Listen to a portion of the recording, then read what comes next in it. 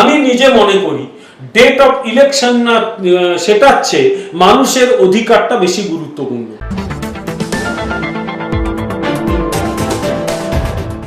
Being a student of political science, আমি মনে করি মানুষের অধিকারের গুরুত্ব অনেক বেশি।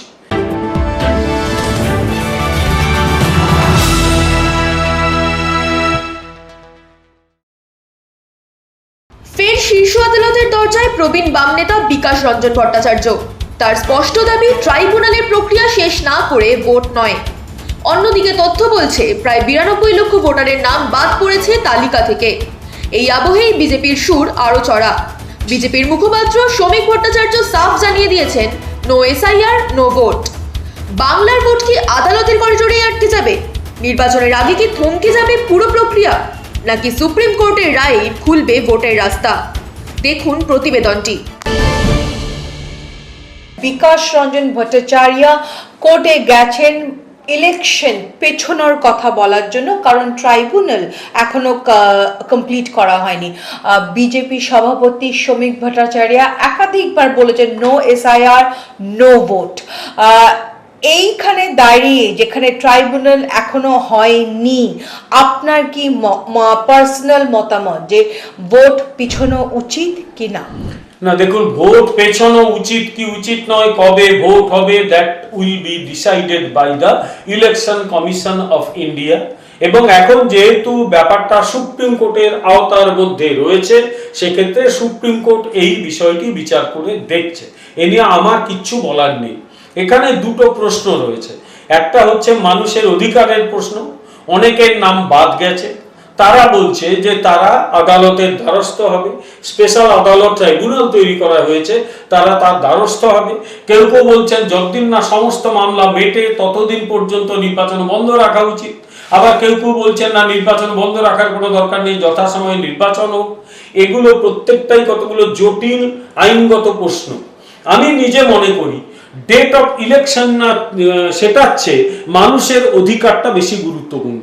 Being a student of political science, আমি মনে করি মানুষের অধিকারের গুরুত্ব অনেক বেশি। বিমলদা, 92 লাখ ভোটার্স এখনো বিচারাধীন। Bikash Ranjan Bhattacharya supreme court move করছেন এবং বলছেন এই 92 লাখ লোকের যতক্ষণ না ভোটাধিকার দেওয়া হবে, ইলেকশন হবে না। এই যে স্টেপটা উনি নিয়েছেন, এটাকে আপনি কি সাপোর্ট করছেন? বিজেপির মুখপাত্র হিসেবে সাপোর্ট করছেন যে এই যে সুপ্রিম কোর্টে উনি গেছেন, সেটাকে আপনি সাপোর্ট করছেন? দেখুন, উনি একজন সিপিএম এর নেতা, নিজে প্রার্থী। উনি একটা মুভ নিয়েছেন, সেখানে আমার সাপোর্ট বা বিরোধিতা করার কোনো জায়গা নেই। কারণ উনি স্বাধীন দেশের নাগরিক। একজন স্বাধীন দেশের নাগরিক আদালতে যেতেই পারেন। আমি না বললে উনি কি যাবেন? আমি তো আর ওনার গার্জেন নই। সুতরাং উনি যেতেই পারেন, এ নিয়ে আমার কিচ্ছু বলার নেই। কিন্তু প্রথম কথা হচ্ছে, এই 91 লক্ষ ভোটারের যাদের নাম বাদ গেছে, তারা সকলে মামলা করবে তা নয়। এর মধ্যে একটা বড় অংশ মৃত ভোটার। মৃত ভোটার কখনো কোনো মামলা করতে পারে না। এদের মধ্যে একটা ভালো অংশ তারা স্থানান্তরিত ভোটার, অর্থাৎ এখানে ছিলেন, অন্য জায়গায় চলে গেছেন, তারা মামলা করবেন না। কেবলমাত্র তারাই মামলা করতে পারেন যারা নিজেদের মনে করছেন বৈধ ভারতীয় নাগরিক, কিন্তু তাদের নাম বাদ গেছে। কার পক্ষে রায় দেবে সুপ্রিম কোর্ট? নির্বাচন কমিশনের একাধিক বড় পদক্ষেপের জেরে কি রাজ্যের আসন্ন নির্বাচনে সমস্যায় পড়বে শাসক দল? যারা বৈধ ভোটার, তারা কি ভোট দেওয়ার অধিকার ফিরে পাবে? ট্রু নিউজ বাংলাকে দেওয়া সাক্ষাৎকারে এই ব্যাপারে নিজের মতামত জানালেন বিজেপির মিডিয়া মুখপাত্র বিমল শঙ্কর নন্দ। বিমলদা, ভোটমুখী বাংলা এখন যে জায়গায় দাঁড়িয়ে রয়েছে, প্রার্থীরা মনোনয়ন পত্র অলরেডি জমা দিয়ে দিয়েছে। এইখান থেকে যদি ধরি যে নির্বাচন পিছিয়ে গেল, তাহলে কোন দল লাভ করবে, কি লাভ হবে? এটা বলা খুব মুশকিল। পেছবে কিনা তাই তো জানি না। তাই পেছবে কিনা সেইটা না জেনে এটা নিয়ে মন্তব্য করাটাই উচিত নয়। আমি দুটো দিক দিয়ে বলি। যদি রাজ্যের শাসক দল তারা মনে করে থাকে যে তারা সমস্ত কাজ করে দিয়েছে, যেরকম যেদিন ওদের ওই ম্যানিফেস্টো উদ্বোধন হলো, কিন্তু বললো আমরা তো ম্যাক্সিমাম কাজ করে দিয়েছি। তারা যদি ম্যাক্সিমাম কাজ করে দিয়ে থাকে, তাহলে তারা এত আতঙ্কিত কেন হবে?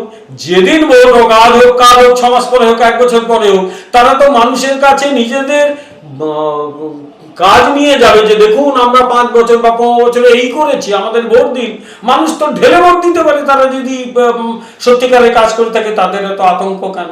তাই যারা সত্যিকারের কাজ করেছে তাদের আতঙ্কিত হওয়ার কথা নয়।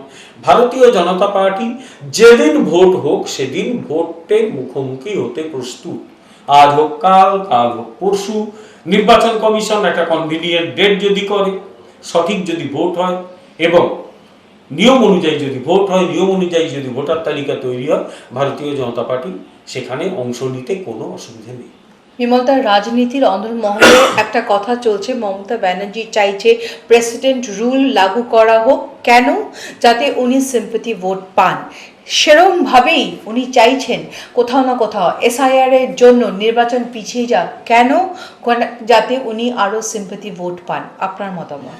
এই দলটার প্রতি কারোর কোনো সিম্প্যাথি নেই, দু একজনের কট্টর তৃণমূল সমর্থক ছাড়া কারোর কোনো সিম্প্যাথি নেই।